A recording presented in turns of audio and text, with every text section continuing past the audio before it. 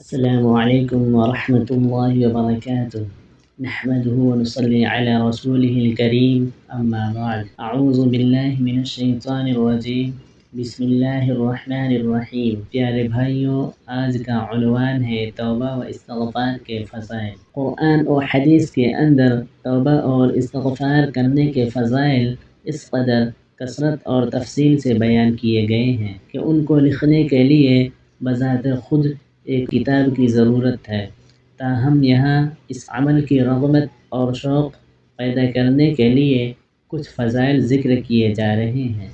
انہیں وقتاً فوقتاً دیکھتے اور پڑھتے اور سنتے رہنا چاہیے تاکہ دل میں اس عمل کی رغبت و قیمت پیدا ہو اور ان فضائل کے حصول کے لیے آگے بڑھنا آسان ہو جائے۔ توبہ کرنے والا اللہ کا محبوب ہے۔ ان اللہ یحب التوابین ویحب المتطہرین۔ بے شک اللہ ان لوگوں سے محبت کرتا ہے جو اس کی طرف کثرت سے رجوع کریں، اور ان سے محبت کرتا ہے جو خوب پاک صاف رہیں۔ حضرت انس بن مالک رضی اللہ عنہ نبی کریم صلی اللہ علیہ وسلم کا ارشاد نقل فرماتے ہیں، ان اللہ یحب الشاب التائب۔ بے شک اللہ تعالی توبہ کرنے والے جوان سے محبت کرتے ہیں۔ استغفار کرنے سے اللہ تعالی کا عذاب ٹل جاتا ہے۔ وما كان الله ليعذبهم وأنت فيهم وما كان الله معذبهم وهم يستغفرون۔ اور اے پیغمبر، اللہ ایسا نہیں ہے کہ ان کو اس حالت میں عذاب دے جب تم ان کے درمیان موجود ہو، اور اللہ اس حالت میں بھی ان کو عذاب دینے والا نہیں ہے جب وہ استغفار کرتے ہوں۔ استغفار کرنے سے باران رحمت کا برسنا۔ حضرت ہود علیہ السلام کا تذکرہ کرتے ہوئے اللہ تعالی نے ارشاد فرمایا کہ انہوں نے اپنی قوم کو دعوت دیتے ہوئے استغفار کی یہ فضیلت بیان فرمائی۔ وَيَا قَوْمِ اسْتَغْفِرُوا رَبَّكُمْ ثُمَّ تُوبُوا إِلَيْهِ يُرْسِلِ السَّمَاءَ عَلَيْكُمْ مِدْرَارًا۔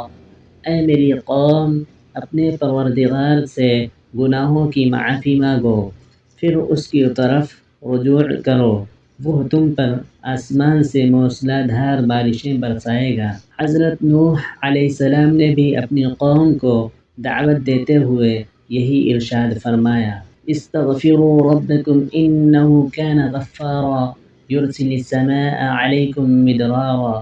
اپنے پروردگار سے مغفرت مانگو، یقین جانو وہ بہت بخشنے والا ہے، وہ تم پر آسمان سے خوب بارشیں برسائے گا۔ استغفار کرنے سے مال و اولاد میں ترقی ہوتی ہے۔ حضرت نوح علیہ السلام نے استغفار کی یہ فضیلت بھی بیان فرمائی، وَيُمْدِدْكُمْ بِأَمْوَالٍ وَبَنِينَ، اور تمہارے مال اور اولاد میں ترقی دے گا۔ حضرت جابر بن عبداللہ رضی اللہ عنہ فرماتے ہیں کہ ایک انصاری نبی کریم صلی اللہ علیہ وسلم کی خدمت اقدس میں حاضر ہوئے اور عرض کیا، یا رسول اللہ، ما رزقت ولدا قط ولا ولد لی۔ یا رسول اللہ، میں اولاد سے محروم ہوں، میرے یہاں کبھی اولاد نہیں ہوئی۔